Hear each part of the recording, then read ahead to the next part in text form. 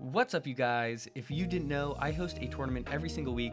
They are completely free to join and they're a ton of fun, so you should definitely join us and then you'll be featured in my next video. So why not come join us on DuelVoyager.com. It is the best place to play One Piece as well. And even outside the tournament, I'd be happy to take on anyone, so come and play me. But anyway, you're looking at OP17 Shanks. It is a new deck coming out and it is really strong because you're able to rest a Dawn card or trash a card from your hand to freeze any of your opponent's characters, and Tinkerer used this deck to win the tournament on this past Friday night. So congrats to him. There are a lot of really amazing new cards. So first off, we have this new Kinemon, which is able to draw 2 trash 1.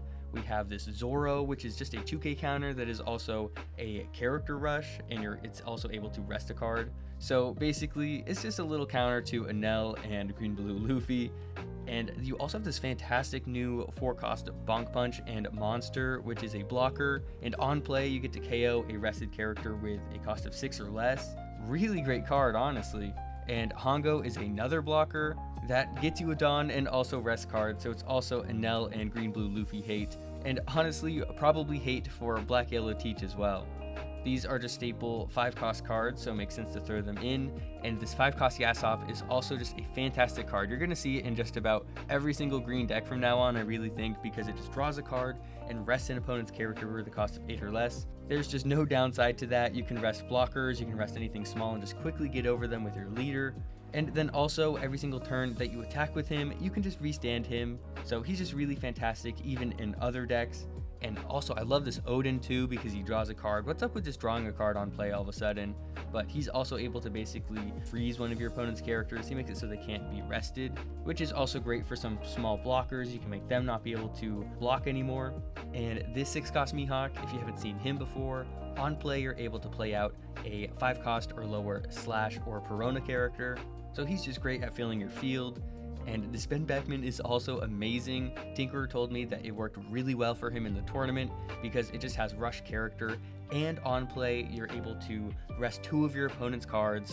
So especially in the mid game, it's really strong. You're able to attack over what your opponent just played down and also freeze the other one if you weren't able to get over both, but oftentimes you will. So it's just really good at clearing your opponent's field, and it's just 9,000 power, so it's going to be really hard to get off of your field, especially since you can just stop your opponent's characters from attacking altogether. So check this out. Shanks going into their 6-Dawn turn, Tinker's able to play down his 6-cost Mihawk, which plays down the 5-cost Smoker, which gets him a Dawn back. Now he attacks. Now Vivi doesn't really do a lot on their turn, so Shanks is able to make use of that, and now on Shanks' next turn, they're able to play down their Ben Beckman, which is going to be able to rest their Kaya, which didn't really matter much, but even if they didn't attack with their blockers, they would still get rested. And then he's able to get over every single one of his characters, because even though Vivi is able to just protect a character by discarding a card, he just has so many attacks, so he's able to just get over his entire field. And part of that was because of the 6-cost Mihawk helping fill up the field, getting that Smoker down, which was the key move to letting this Ben Beckman clear the field the next turn. I think everybody's seen the 10-cost Shanks by now. This guy is just crazy, able to rest all of your opponent's characters and then just set 2 Dawn active. This has a little upside, so you can use things like your events if you really want some extra defense, or you can attach them if you want some extra offense. He's just really fantastic. So Tinkerer was able to go undefeated again this week, so congrats to him. And are you guys going to play Shanks in OP17, or are you guys interested in playing a different deck? Let me know in the comments below, and don't forget to subscribe if you're enjoying the video. In second place, we have a bit of a blast from the past with Purple Luffy. I really love to see this deck, and Kobi did a great job piloting it. It has some great new cards like this 10-cost Linlin, which just came out in the new starter deck, which on play you're able to trash a card and go Dawn -4 to add a card to your life, and then set one of your opponent's character's power to 0. This is incredible because it means you're able to get over any of your opponent's characters if they're rested, or if you really need to, you can then use Mamaragan to rest it yourself and then attack over it because it'll be at 0. So it's just a really powerful card on top of the already really powerful 9-cost Linlin that you have, which is also able to gain a life.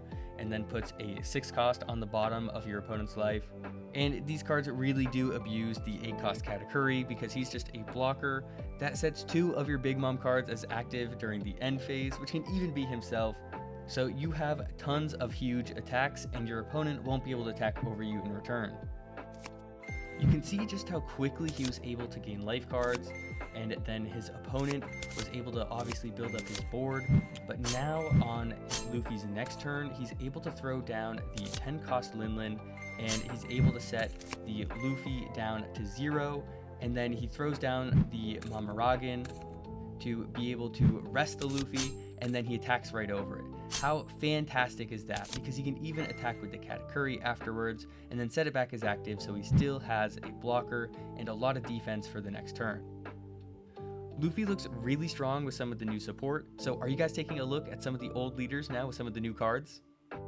Kobi is a deck that I thought would have a lot more play when its new support came out, and while it never panned out as I thought, it did come in 3rd place this tournament, so congrats to SkitHasWit. If you guys want to play in the tournament, it's completely free. All you got to do is check out DuelVoyager.com. It is the best place to play One Piece online, and the tournament sign up is there as well. Now for this Kobi deck, it's really powerful because you have the 6 cost Helmeppo, which is able to play back this Kobi from the trash. And then this Kobi is able to protect itself from leaving the field just by discarding a card from your hand, which protects itself from the second part of Helmeppo's effect, which would return it to the bottom of the deck at the end of the turn. So you're actually able to keep him on the field. So for just 6 Dawn, you're able to basically get 2 7,000 power characters out, which is really, really strong, especially since Kobi just has that protection effect generally as well. And now anytime when your opponent's character is KO'd during your turn, you just get to draw a card. So not only is it super possible to attack over things like your opponent's active characters and also lower their power, making them easier to attack over, but also you play things like the 4 cost Kobi, which is able to just pop your opponent's small characters, so he's able to easily trigger your Kobi's effect to just draw you an extra card every turn, for free even if you're going for your opponent's life. He's also just generally strong against things like Purple Enel and Green Blue Luffy and Black Yellow Teach. Just anything that can pop small characters is really useful right now, which is also why this deck is really great, because you can just make your characters attack active characters, and their 1 cost characters are going to be really small, so they'll be really easy to get off the field. So as you can see, on their 4 Dawn turn, they threw down the Hibari and made it so they could attack active characters, so they're able to get right over that Mr. 2, and then on the next turn, the Luffy player throws down a Sanji and Pudding, and then it turns out that on Kobi's next turn, they were able to play down a character to get the Hibari back out, and then it was able to attack an active character again and get the Sanji and Pudding off of the field. So really great stuff. I really like this Kobi deck, and I'm happy to see it get 3rd place, so congrats again to SkitHasWit. And once again, if you guys want to play, this is DuelVoyager.com.